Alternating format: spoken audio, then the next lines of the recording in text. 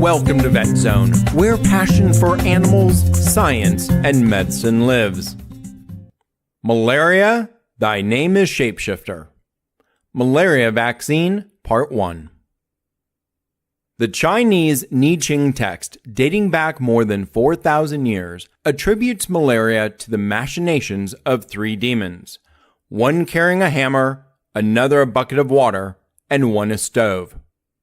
While this helped explain the headaches, chills, and fevers then, today, vaccine researchers might be tempted to count a higher number of demonic forces at work. The Plasmodium parasite, which causes malaria, undergoes 10 morphologic changes across 5 tissues in 2 different hosts. To make matters worse, multiple Plasmodium species infect humans. For these reasons and more, malaria has eluded vaccination attempts for more than 50 years. Malaria has claimed the lives of hundreds of millions of people, and the disease has shaped history.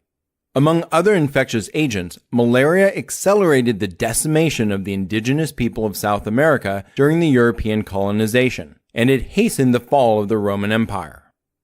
As two of the horsemen of the apocalypse, war and pestilence ride side by side. Even in North America, the disease impacted history. Malaria infected thousands of soldiers during the Civil War and claimed more U.S. lives than battle during the early days of the Pacific Campaign in World War II.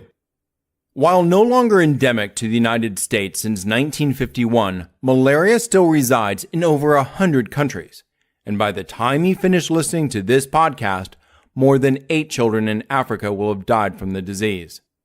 The WHO released 2015 data supporting over 200 million Plasmodium infections and over 400,000 deaths, children being largely overrepresented. When infected, mosquitoes of the genus Anopheles transmit the Plasmodium parasite into people while obtaining their blood meal. From here, the parasites work their way to the liver and then creep intracellularly. There they replicate. The affected liver cells rupture, and all of the new parasites now move to the bloodstream where they infect red blood cells. Once inside the red blood cells, the parasites replicate again and on an exponential level. Here, the clinical manifestations occur and death becomes a risk. So far, the parasite's reproduction has been asexual. Plasmodium likes to save sex for when they are inside the mosquito. Go figure, dirty-minded little parasites. Thus, some of the organisms, while inside the human red blood cell, will differentiate into male and female versions. When these cells are slurped up by the mosquito, then the mosquito's midgut becomes a plasmodial sex palace. If the mosquito survives this parasitic orgy, yes, mosquitoes are also negatively affected by the disease, although I trust this will garner little sympathy, then the cycle continues. Within this weird life cycle with multiple stages of asexual and sexual reproduction lies the challenges with vaccination. Typically, pathogens don't change that much within hosts.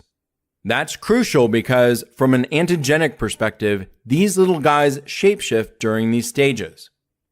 They also often reside within the cell, be it liver or blood cells. As a result, typical humoral vaccine stimulation, that is, the formation of free-floating extracellular antibodies, does not work well alone. For a malaria vaccine to work, researchers have needed to focus on several proteins at specific stages of infection. Now, they have targeted the infectious stage that isolates the liver in 11 different vaccine attempts. For the later blood infection, over 20 vaccines have made it to clinical trials. Most have failed. The need for a robust cell-mediated response has further complicated research. In the next podcast, we'll peek into the innovation of the current malaria vaccine, Mosquirix, and tackle a few common veterinary vaccine terms along the way. Thanks for listening.